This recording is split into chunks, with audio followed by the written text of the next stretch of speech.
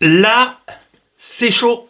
C'est chaud, le championnat en Angleterre est complètement, définitivement, c'était déjà le cas, mais là c'est complètement relancé. Là, ça fait 3 faux pas consécutifs pour Liverpool. Liverpool qui, la saison dernière, a gagné avec 20 points d'avance le championnat. Cette saison-là, c'est déjà plus compliqué sur le plan physique. Franchement, je pense que cette année, Covid, avec une saison qui n'a pas vraiment été une intersaison, vous savez, il y a toujours 1 à 2 mois de coupure entre la fin de la saison précédente, la reprise, la préparation physique, et ça c'est un peu partout pareil, c'est un peu le dawa, il y a une impréparation physique comme on fait chaque saison, on laisse les joueurs 3-4 semaines en vacances, et après il y a 3-4 semaines de préparation pour repréparer une nouvelle saison. Ça n'a pas été le cas, et on sent là, Liverpool, il est cramé. Alors, ils sont pas complètement morts, mais on sent qu'ils n'ont pas cette ressource qu'ils avaient la saison dernière. Ce genre de match, ils l'auraient gagné. Peut-être 3-4 buts d'écart.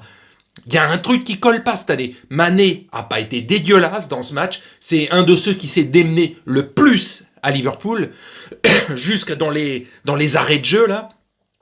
Mais franchement, 2 matchs nuls et 7 défaites. Et pas face à des monstres, face à West Bromwich, face à Newcastle et là Southampton.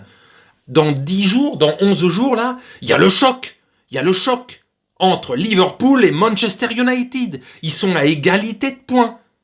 Et Manchester United va jouer dans les prochains jours, là, son match en retard.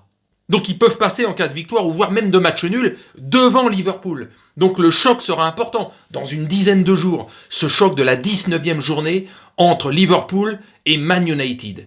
Donc voilà, comme quoi, et c'est valable pour tous. Tout grand club, tout grand entraîneur. Oui, Klopp, t'es un grand manager. Ça fait 5 ans que t'es à Liverpool. T'as fait du boulot monstre dans ce club. T'as gagné un titre de champion d'Angleterre. Ça faisait 30 ans qu'il n'avait pas gagné. T'as été 2 années de suite en finale de Champions League. Une défaite qui vous a cassé, mais vous êtes reparti de plus belle. Et vous l'avez gagné en 2019. Vous êtes reparti. Mais quand même, là. 2 points sur 9 pris.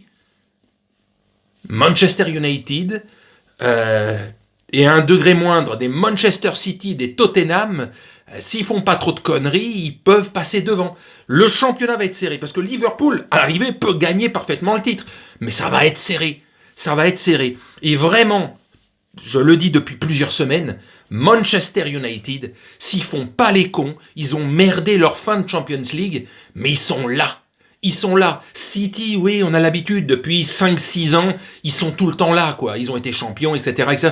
Mais une équipe qui, depuis au moins 5 ans, 6 ans même, n'était pas en position vraiment de pouvoir espérer, je vous dis, quasiment à mi-saison, d'être champion d'Angleterre, c'est Man United cette saison. Vraiment. Je parie sur eux cette saison. Je sais pas. Bon ben voilà, c'est tout ce que j'avais à dire.